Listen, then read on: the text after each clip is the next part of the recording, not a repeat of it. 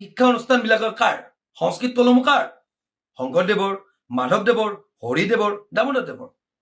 এই তলসমূহ যদি একেবাৰে নোহোৱা হৈ যায়, আমি কি বুলি ক'ব পাৰিম যে আমাৰ অসমত সংস্কৃত তল আছিল?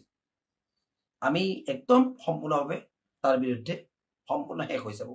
বাহিৰত যদি সংস্কৃত বিদ্যালয় আছে, গোটেই এখন ৰাজ্যত যদি বন্ধ কৰা বুলি মুখ্যমন্ত্ৰী হিমন্ত বিশ্ব শৰ্মা ওলাই দিব পাৰে, চবকেইখন ৰাজ্যততো বিজেপিৰে চৰকাৰ, হিমন্ত বিশ্ব শৰ্মাৰে চৰকাৰ। কেন্দ্ৰীয় চৰকাৰৰ মন্তব্য কি? নৰেন্দ্ৰ মোদীৰ মন্তব্য কি? হিমন্ত বিশ্ব শৰ্মাৰ মন্তব্য কি? বাহিৰৰ ৰাজ্যকেইখনত সংস্কৃত তল বন্ধ নকৰিব, আমাৰ ইয়াত বন্ধ কৰিব। বেয়া কথা। আমি কি অন্যায় কৰিছিলো? না আমি মাদ্ৰাজাৰ লগত লগ হৈ আমি চাহ পানী খাইছো, না আমি মাদ্ৰাজাৰ লগত আমি কিবা মানে লুটি গতি কৰিছো? আমি একো কৰা নাই। মাদ্ৰাজাৰ লগত একেলগে মুক্তি দিছে, আমি মুক্তি দিয়া মানি নলওঁ। হিমন্ত বিশ্ব শৰ্মাই বুজিব লাগিছিল যে সংস্কৃত ইউনিভাৰ্চিটি লৈ সংস্কৃত তলমূল লৈ গ'ল, ভাল কৰিব, তাত গৈ বেয়া কৰি দিলে, নোহোৱা কৰি দিলে। 96খন তল চৰকাৰী সাহায্য পাই আছিল তৰুণ গগৈৰ দিনত, সেই তলসমূহ নোহোৱা কৰি দিলে। 388খন তল আছিল, সেইসমূহ তলৰ একেবাৰে নাম নিচান নোহোৱা কৰি দিলে। শিক্ষক এটাই কি কৰিছে? খা খবৰ লওক। শিক্ষকতাৰ এতিয়া অৱস্থা কি? হয় হাইস্কুলক নিয়োগ কৰক, নহয় আমাক তল অপেন কৰি দিয়ক। হাইস্কুলত সংস্কৃত ভাষা নহয় গ'ল, যিসমূহ 97খন আছে তাত শিক্ষকসমূহ আপোনালোকে নিয়োগ কৰক। শিক্ষক নহয় একেবাৰে তাত গৈ কিনে চকীদাৰে হেডমাষ্টাৰ হ'বলত পৰিছে। খা খবৰটো লওক না, কিয়ে গম পাব?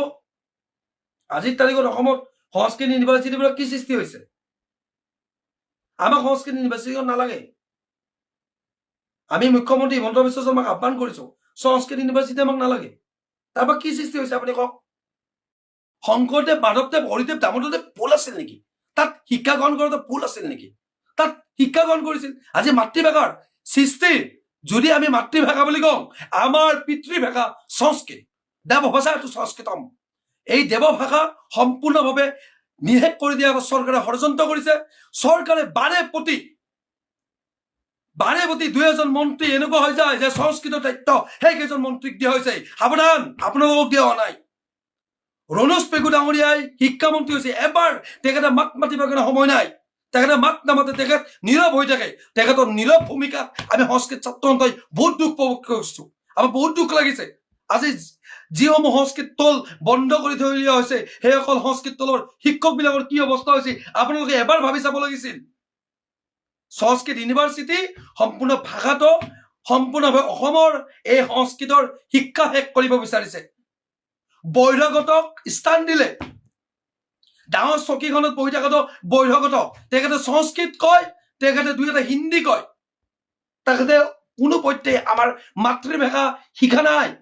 আমাৰ অসমীয়া মাষ্টৰবিলাকৰ যি অৱস্থা হৈছে অলপ বুজিব লাগিছিল।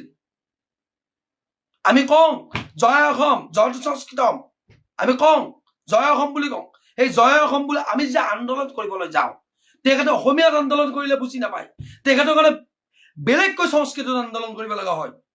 তো অসমত আমাৰ এই যি বহিৰাগতক আনি কিনে বহাই থৈ দিয়া হৈছে, আমাক ভাল কৰা নাই। আমাৰ সংস্কৃত মহাবিদ্যালয় এখন আছে জালুকবাৰীত, তাৰ চৰকাৰে সাহায্য দিম বুলি কয়, চৰকাৰে কোনো ধৰণৰ সাহায্য নিদিয়ে, সাহায্যবিলাক নিদিয়ে।